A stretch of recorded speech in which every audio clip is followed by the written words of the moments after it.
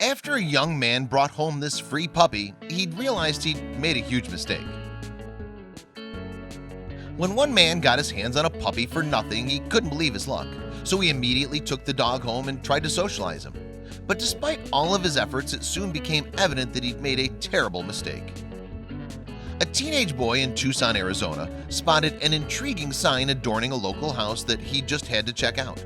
The poster simply read, "Free puppy." So the young man figured he had nothing to lose. Then he went to meet the dog and instantly fell in love. After all, the little dog was particularly cute. He boasted large amber eyes and adorable pointy ears, and there was no way that the teen could leave the stranger's house without him. Naturally, then he agreed to adopt the animal and took the dog home with him. The guy named the puppy Neo, and he no doubt hoped that one day the dog would grow to be a loyal companion. However, it looked like the pup would need quite a lot of training before he was ready to become man's best friend. Because not long after adopting the animal, his owner noticed that he was extremely nervous. The puppy also proved difficult to potty train. Indeed, he would urinate and defecate all over his new owner's car whenever they ventured out. However, taking him everywhere was easier for the teenager than leaving him in. That's because the dog longed for his human's attention all the time. This caused problems for the animal's owner. As a college student who also worked a full-time job, he had very little time to be at home. Consequently, Neo spent a lot of time locked outside in the yard. However, keeping the puppy out of mischief was harder than the student would have first believed. According to the owner, Neo would dig out or jump the fence to play with the neighbor's dogs. Animal welfare worker Kate Solansky told the Dodo in 2016. He built a higher fence to help contain him, but Neo chewed through it and continued to escape. Luckily, the man's neighbors were understanding about Neo's surprise visits to their yards. In fact, they'd take the dog into their homes.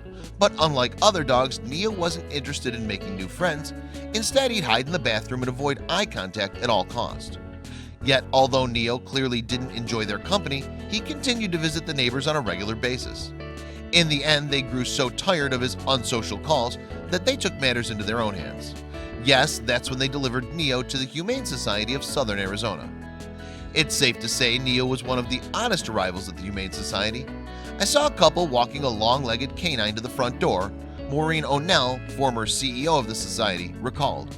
It wasn't his body composition that made me notice, but his behavior. Neo was completely avoidant of human interaction. The couple walking him seemed, as best I can describe it, perplexed. O'Neill walked over to the couple and broke some surprising news to them. Neo was not a dog, but a wolf dog, and she was unsure if the shelter could take him in. Arizona law dictates that it's illegal to own a wolf hybrid unless you have a permit or are a Native American. So it turned out that Neo was a high-content wolf dog with all the telltale signs of being part wolf. These included his long body, lanky legs, and distinctive amber eyes.